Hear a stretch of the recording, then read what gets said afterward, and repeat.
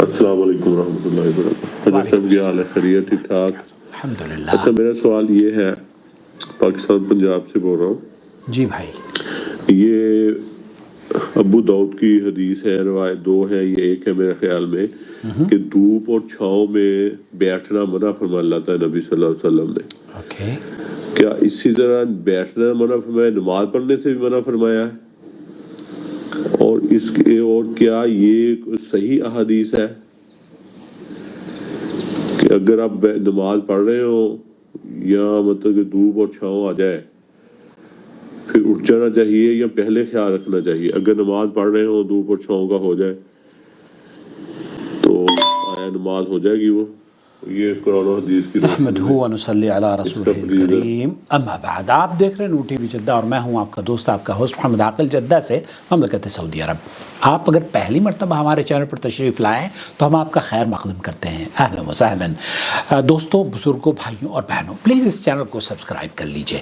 اور بھائی یہ جاننا چاہ رہے ہیں کہ اللہ کے رسول صلی اللہ علیہ وسلم کی ممانعت موجود ہے حدیث میں کہ آپ آدھا جسم دھوپ میں اور آدھا چھاؤں میں رکھ کر نہ بیٹھیں۔ اس سلسلے میں یہ حدیث صحیح ہے یا نہیں؟ اور نماز کے وقت اگر ایسا ہو جائے تو پھر مسلمان کو کیا کرنا چاہیے؟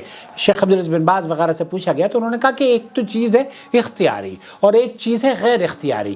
اب آپ نماز پڑھ رہے ہیں اور اگر بادل آپ کے سر پر آ گیا ہے تو وہ تو غیر اختیاری چیز ہے نا، اس میں تو آپ کچھ کر نہیں سکتے، اور آپ اس سے وہ آپ کے اختیار میں نہیں ہیں، تو یہ تو اختیاری چیز کے اوپر بتایا گیا۔ اب یہ جو حدیث ہے اس سلسلے میں سعد الخذلان حفظہ اللہ کیا کہہ رہے ہیں؟ شیخ سعد الخذلان: تعرض للشمس لكنها تقول مكان بيتي مكشوف فلا استطيع ان اتعرض للشمس بشكل كامل۔ میرا گھر مکشوف ہے، کھلا ہے، اور میرے گھر میں روشنی بھی آتی ہے سورج کی۔ فاضطر الى ان اعرض جزءا من جسمي۔ اب مجھے ڈاکٹروں نے بھی یہ مشورہ دیا ہے کہ میں آدھا جسم رکھ لوں اس میں سورج کے نیچے بیماری کے علاج کے لیے، حتى يعني ننفذ وصية الطبيب۔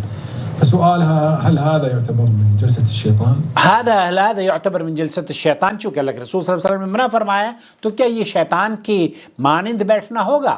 جلوس بين الظل والشمس، جلوس بین الظل والشمس، تو یہ آدھا چھاؤں میں اور آدھا دھوپ میں بیٹھنا۔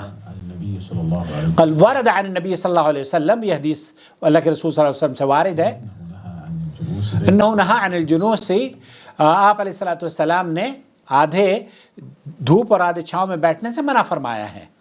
وقد جاء هذا من طرق متعددة، اور یہ حدیث متعدد طرق سے وارد ہوئی ہے، مختلف کتابوں میں اس کو نقل کیا گیا ہے، ابن ماجہ ہے، احمد ہے، ثابت اما حسن او صحيح، یہ حسن درجے کی اور صحیح درجے کی روایت ہے، ثابت ہے۔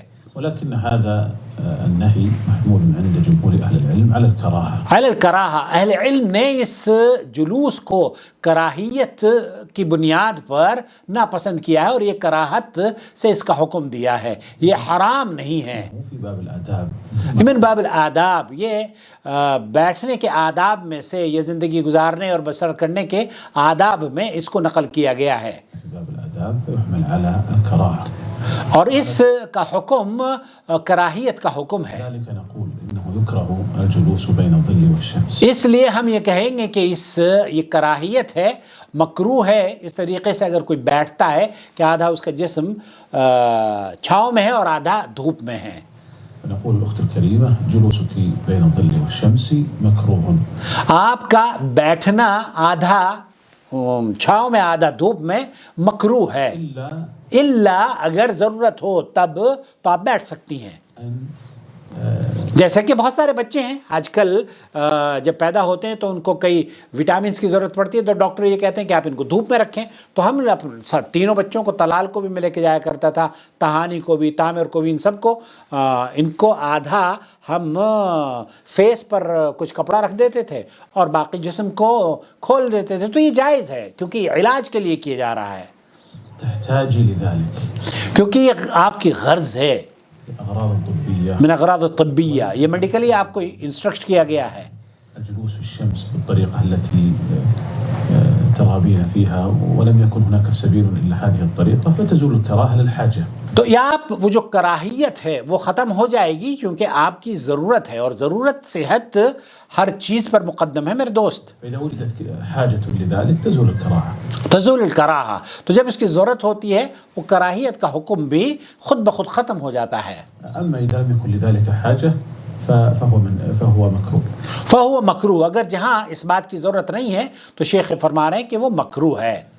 ما دام الحديث عن المكروه أيضا ورد السؤال عن تكرار فعل المكروه، هل يوصله إلى التحريم؟ ایک آدمی جو کراہیت کے اعمال ہیں، جب بات مکروہ کی جا رہی ہے تو سائل نے پوچھا ہے کہ کیا بار بار مکروہ عمل کرنے سے اس کی حرمت ثابت ہو جاتی ہے؟ کیا حرمت کے درجے کو پہنچ جاتا ہے وہ عمل؟ لا يوصل للتحريم. لا يوصل. پھر کوئی کام دیکھیں، حرمت کا معاملہ جو ہے نا بڑا سنگین ہے. بہت سارے لوگوں نے تو اس کو حرام اس کو حلال یہ کر دیا ہے. حرام ہر چیز کو کہنے کے لیے دلیل مطلوب ہے. المکروہ مکروہ، وہ مکروہ ہی رہے گا. ما أثيب تاركه هو ما أثيب تاركه ولم يعاقب فاعله. ولم يعاقب فاعله، تو اگر اس کے کرنے پر کسی کو گناہ نہیں ملے گا، یہ بات سمجھ لیجئے، تو وہ مکروہ ہے. مکروہ عند العلماء. فحتى لو تكرر منه هذا المكروه غاية ما في الأمر أنه تكرر منه فعل مكروه. فعل مکروہ، تو اس مکروہ عمل کو کرنے سے کراہیت ضرور ہے اس کام کی، لیکن کراہیت کی وجہ سے وہ حرام نہیں ہو جائے گا. فلا ينقله من درجة الكراهة إلى درجة التحريم. فلا ينقله من درجة الكراهة إلى درجة التحریم. تو کسی بھی کام کو بار بار اگر کوئی کراہیت کا عمل ہے تو وہ بار بار کرنے سے بھی وہ کراہیت منتقل نہیں ہوتی حرام. تو حرام اور حلال کا جو فتویٰ لوگ دے دیتے نا، یہ حرام یہ حرام یہ حرام، تو اس سے بچنا چاہیے. واللہ تعالی عالم، وصلی اللہ علی نبینا محمد وعلی آلہ وصحبہ اجمعین.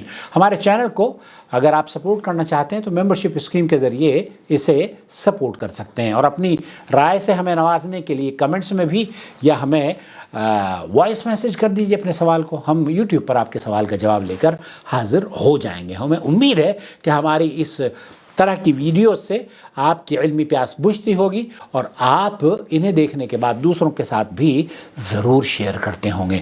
شکریہ. وما أرسلنا من قبلك إلا رجالا نوحي إليهم فاسألوا أهل الذكر إن كنتم لا تعلمون.